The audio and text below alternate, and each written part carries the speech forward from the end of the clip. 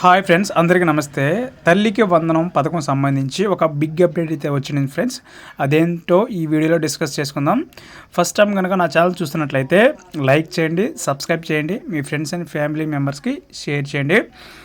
So చాలామంది video చూస్తున్నారు, like అయితే చేయట్లేదు. మీరు ఇచ్చే సపోర్ట్ వల్ల నేను ఇలాంటి వీడియోస్ అయితే ఎక్కువ చేస్తాను ఫ్రెండ్స్. సో లైక్ చేయండి, ఇలాంటి జెన్యున్ కంటెంట్ అయితే మీ ఫ్రెండ్స్ అండ్ ఫ్యామిలీ మెంబర్స్కి అయితే షేర్ చేయండి ఫ్రెండ్స్. ఇక వీడియోలోకి వెళ్దాం. 2024 ఆంధ్రప్రదేశ్ ఎన్నికల సందర్భంగా టీడీపీ కూటమి సూపర్ 6 పేరిట హామీలైతే ఇచ్చింది.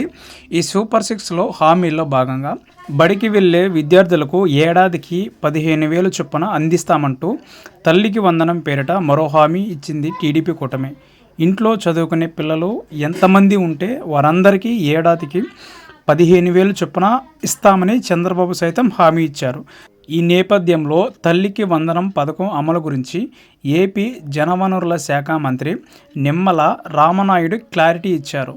ఎన్నికల సమయంలో ఇచ్చిన హామీ ప్రకారం తల్లికి వందనం పథకాన్ని అమలు చేస్తామని నిమ్మల రామనాయుడు స్పష్టం చేశారు.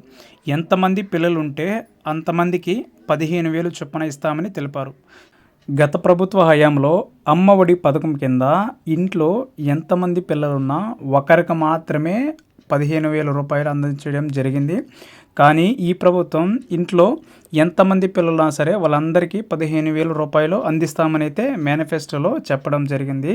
సో ఇది పథకం ఎప్పుడు అమల్లోకి రాబోతున్న విషయాలకు వస్తే వచ్చే నెల అక్టోబర్ నుంచి ఈ పథకం అమలు దిశగా అయితే కసరత్తు అయితే జరుగుతుంది.